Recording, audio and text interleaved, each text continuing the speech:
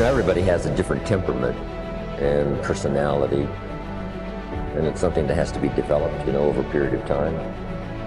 We all must deal with that dark side of our nature, the positive side of our nature, and it isn't that it ever gets done or finished, but that we should suppress those things that would cause us trouble, not only within ourselves, but cause us trouble with someone else. You're not aware of that conflict going on. Because conscious attention doesn't lead ordinarily to focus upon it. And so you don't get involved, and you're not anxious about what party is winning and what party is losing. They're keeping up a kind of balance. It's a spiritual battle, and it's taken people thousands and thousands of years to figure this out. You can find that. You just look inside. Inadequacy, weakness, susceptibility to temptation, narcissism, pride, envy, revenge, resentment, frustration, lack of faith, all of that.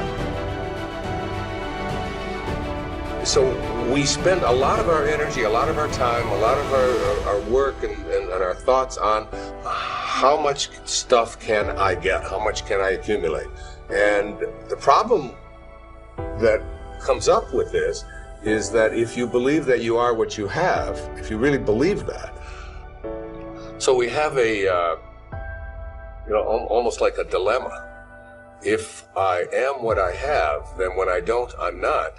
I start to get really terrified. I start to get really scared when I don't have as much stuff as I want to have, or when other people have more stuff. So we spend a lot of our energy comparing ourselves to what other people have.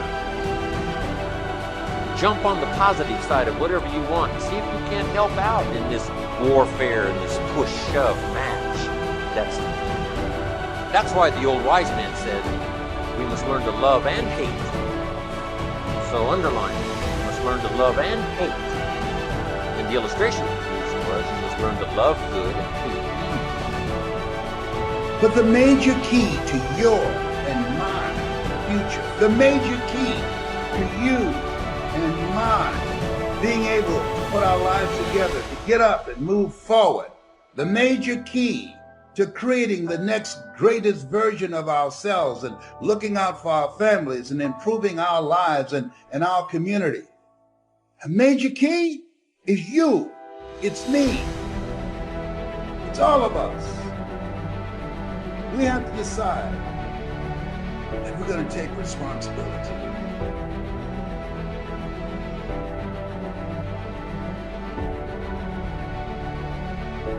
So, what are the opportunities today?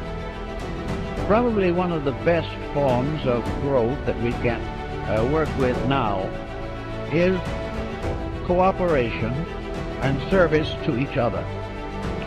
The individual finds perhaps the greatest basic joy that there is in the human composition when he brings joy or releases joy through other persons. One of the simplest things we can do is to plan a program of helpfulness, a program of not thinking about ourselves, but earning the respect, admiration, confidence, and affection of other people. It is something to look back quietly upon a good deed that has brought security to another. And this type of backward looking is probably the most cheerful as possible. So service to others. If you do not know what to do, help someone in desperate trouble. Forget being deprived of a few hours of television or being requested to turn away from some ordinary leisure that you have planned. But try to see what you can do to help other people. Now, if you have special trained abilities in these matters, there are many opportunities that open themselves to the person who really wants to help. If you have music as a background and have the abilities, find some young people who want music and cannot afford it. And instead of sitting around gossiping or answering phone calls, take these young people and try to educate them or help them in their musical lessons. If you are in business, take young people and need business training.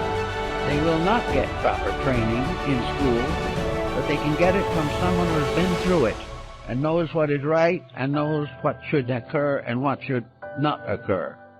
Everyone can do something, and out of the best they have done themselves, share with another. Then there are things you can do for yourself. If you are not in a position or do not feel equipped to work with other people, then work with yourself. Develop those faculties and powers which are not functioning properly today. Look over your own life and see what your mind is doing. Is your mind growing? Or is it just heaping up one prejudice on top of another? Watch your thoughts and see whether or not you're instinctively criticizing things you do not understand, or have developed powerful prejudices which interfere with justice and judgment. Look over your own nature and then go to work on the problem that you find needs attention. It is not good, however, to try to simply convert yourself. To sit down and say, I shouldn't hold that attitude, is usually not very meaningful. What you really should do, if you dislike a certain condition, is get into that condition yourself.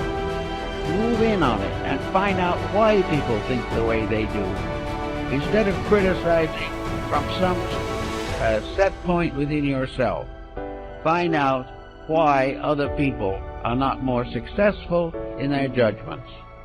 I know a number of persons who have simply gone into various walks of life which are not their own in order to find out how other people really live. And it is almost certainly an eye-opener. If you do not wish to go through all this, it then is the best attitude you can have is to believe firmly that every individual is doing the best he can for what he is. And it is always important to try to estimate what he is and help him to become better.